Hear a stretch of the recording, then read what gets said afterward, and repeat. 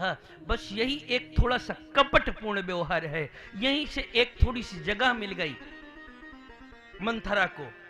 और फिर मंथरा इसी का आश्रय लेकर के जो कैकेयी मैया को भयभीत किया आप सोच भी नहीं सकते। कहे सी कथा सत सवति करे, 100 सौतनों की कथा सुना डाली।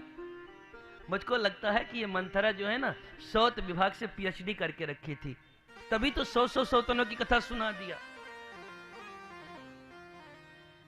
ऐसे ऐसे कथा को सुनाया आप सोच नहीं सकते।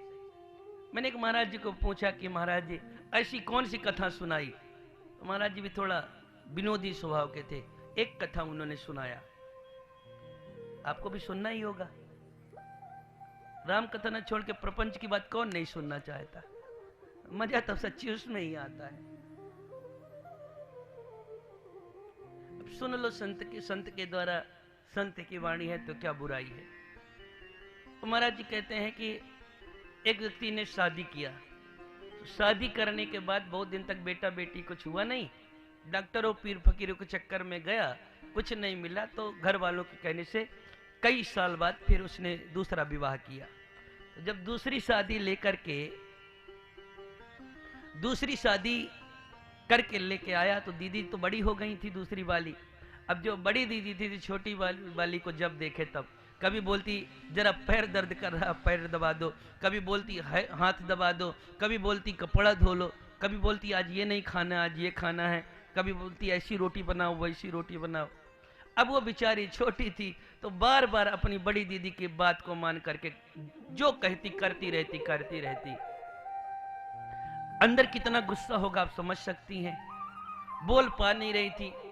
एक बार संयोग से जो बड़ी दीदी थी वो अपने मायके चली गई, तो जैसे नैहर गई अब घर में थोड़ा खाली घर मिला और उसको जब टाइम मिला तब वो रोटी बनाते बनाते अपने बड़ी दीदी के त्रासदी को याद आ गई उसको।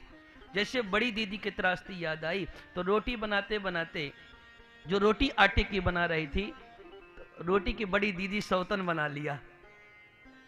सौतन बना करके अपने चौकी पर रखा, हाथ में बेलन था। आगे की बात आप खुद जानते हो।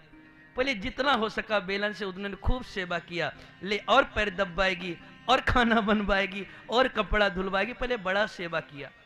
और जब उतने पर संतुष्टि नहीं हुई तब छोटी ने कहा इतना ही थोड़ी जलते हैं हम आपसे, आपको कल्पना नहीं भाई दीदी बड़ी दीदी हम आपसे कितना जलन रखते हैं। आप तो झूठी मुस्कुराहट देख करके फंसी रहती हैं, अंदर की भावना तो अभी देखिए। हम जितना जलते हैं वो हम आपको दिखा रहे हैं। तो आटे को उठाया, जो सौतन बराबर रोटी बन रही थी उसको उठाया और उसके अंदर उठा करके थोड़ा सा नमक रख दिया, मिर्चा रख दिया और फिर बंद कर दिया। और बंद करने के बाद में उसको चूल्हे में डाल दिया और जब जलने लगी तो बड़े जोर जोर से खिलखिला के हंस रही थी। ऐसे ही हम आपसे जलते रहते हैं। जब तक खिलखिला के हंस रही थी, जो नमक अंदर डाला हुआ था एक नमक थोड़ा सा फूटा और फूट कर एक आंख में गया तो राम नाम एक आंख की सत्य हो गई।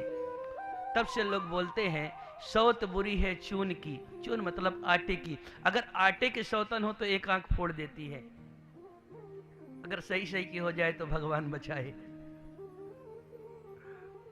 चाहिए किसी को तो बता दो, नहीं चाहिए ना। आधे लोग पहले से हाथ हिलाना चालू कर देते हैं।